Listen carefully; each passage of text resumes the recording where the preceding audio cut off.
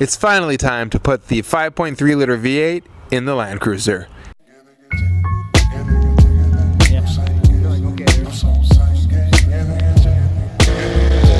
Stop it, we're not saying that on camera. As you can see, we've pulled most of the stuff out of the engine to prepare for the 5.3 to come in. It's kind of a mess in here. What I was hoping to do today was tackle the power steering box and get my fittings on there, but sadly I bought the wrong fittings. What I needed to buy was an inverted flare, and this looks like just like a standard male fitting. This one is 17 millimeter to dash 1.5, so I bought the wrong fittings. I cannot work on the power steering lines today, but that doesn't mean we can't get the engine in here. The last thing I need to remove in order to put the engine in here is I have to pull the factory gas pedal. The Land Cruiser uses a traditional throttle cable, as you can see, and the engine that I'm going to be using uses drive-by-wire, and the gas pedal will be in the harness. So I'm going to pull this bad boy out right now, and then we're going to clean up some of the parts in the engine bay. One of the first things we're going to have to do here is remove the gas pedal itself, and you can see here these are just 10 millimeter bolts, and let me tell you, I'll hit the camera, that's fine. Let me tell you, putting a throttle cable back on a car is probably the hardest thing I've ever done in my life. I used to have an old Corolla, and I wanted to shift the throttle cable from one side of an engine to another, and reinstalling it was honestly the hardest thing I've ever done. So I am so grateful that I'm not going to be putting back on a throttle cable. I'm just going to be putting on a drive-by-wire system here. So let's pull these two here for the gas pedal. It just unclips through that C channel right there. And now we have the loose cable, which you all can see here. And I can pull that through the car once I remove the two retaining bolts that hold the cable in.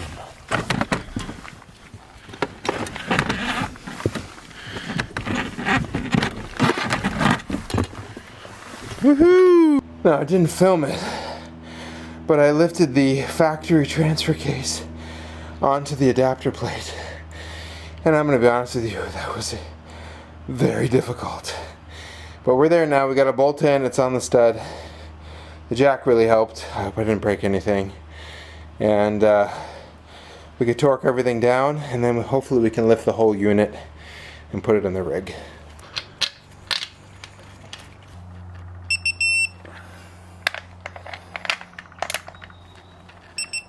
In preparation for this day, I actually had to order a new, well, I didn't have to, but I wanted to order a brand new transmission mount. And it's very hard to find 80 series transmission mounts, even though it's a Toyota stocked part number, straight from Toyota. I don't think this one is a original part number. I think this one's been replaced, you can tell. I had to order this from the UAE before the tariffs hit, so luckily I didn't have to pay an extra fee on this, but this part was super hard to find, and I wanted it in like 3 days, so that thing had to come in from around the world to land on my Land Cruiser, which I think is so cool. I love hearing stories about that. Like, this part came from the United Arab Emirates to bolt up to the Land Cruiser. Well, I probably could have got a transmission mount from like O'Reilly or Kragen. One thing I've noticed in the past, thanks to my friend Corey, is stuff like this, buy OE, buy original, because you never know if the tolerances are going to be right, you never know if the thread's going to be wrong.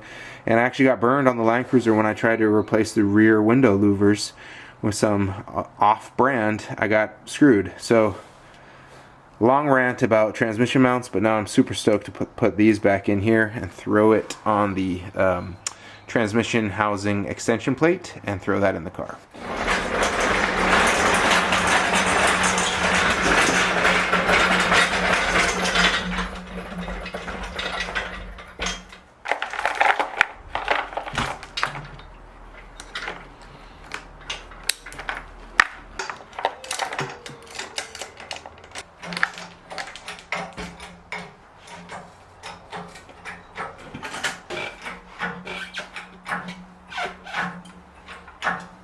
With the engine now up in the air, I can focus on removing the factory oil cooler block that goes next to the oil filter. I got a great little adapter from Earl's that removes this little sandwich plate here and allows me to throw in a BSPT fitting for my factory Toyota oil pressure gauge.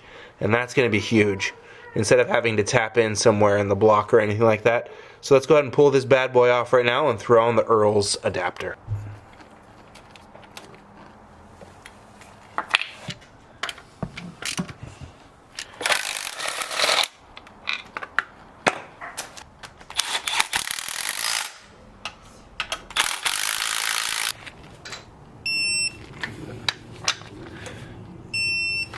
I'm willing to bet this whole thing weighs like 1,500 to 2,000 pounds. What do you think? I have no idea, honey. She has no idea. Okay. So let's see if we can get it up in the air. Have to add a like ratchet strap from this to that. Sorry. Because I'm worried about it dragging. Because like I'm gonna get it up in the air, but I won't know if I'll get it up and over the.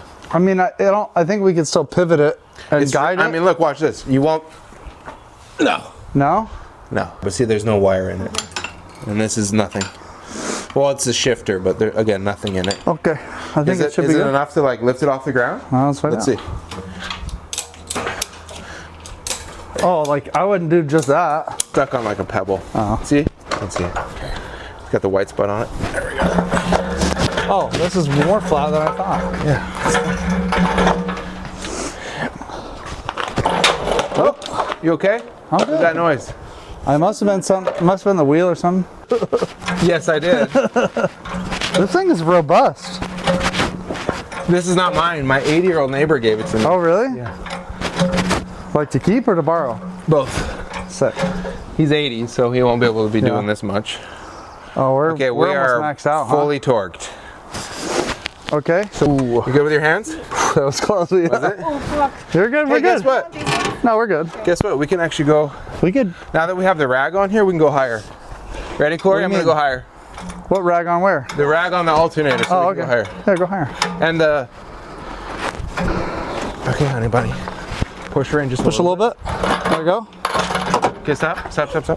Oh, we're good. No, I hit something. I'm just gonna make sure it's clear. Okay, go ahead. No, we're totally clear right now. Okay.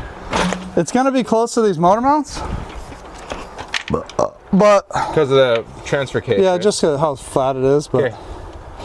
Ready? I'm guiding it. Go ahead. oop, there we go. Going. Oh man, like a glove. Okay. Okay, now we're gonna lower it down. It's you too much. If you got to clear something. Oh, you don't want to come towards me. No.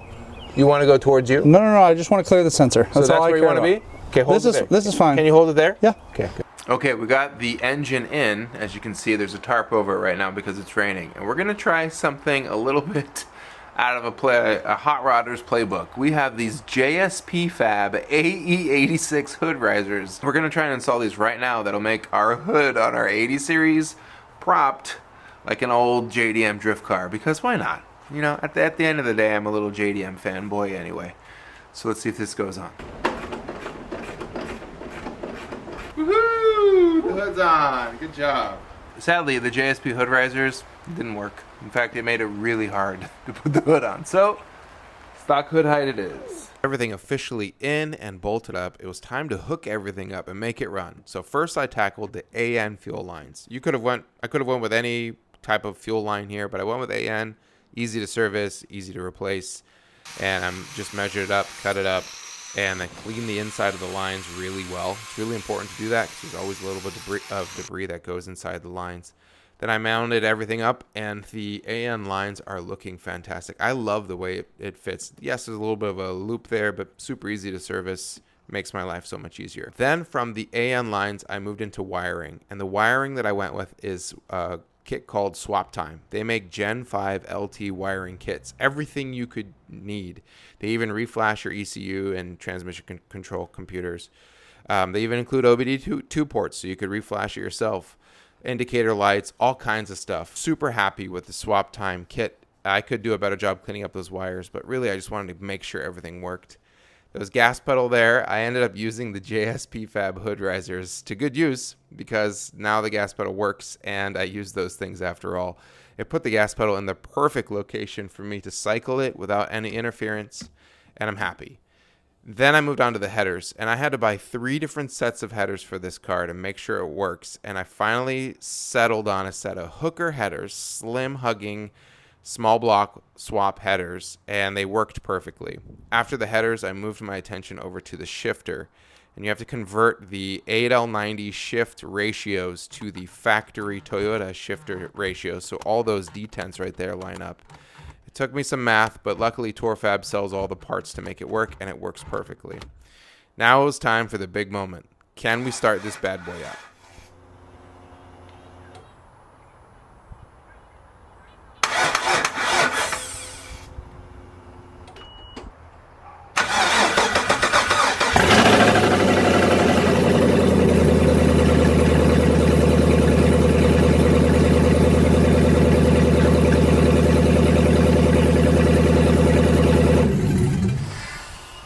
After the first start, I discovered a huge oil leak under the car, and that's due to the oil filter housing having cracks in it from transport.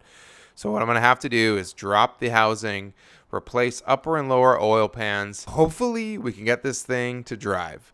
But hey, we made a ton of progress. We got the engine in, we got the wiring done, we got the fuel lines hooked up. We added oil and it all spilled out, but we're making progress. The hood works, and hopefully in the next few episodes you'll see this thing move under its own power.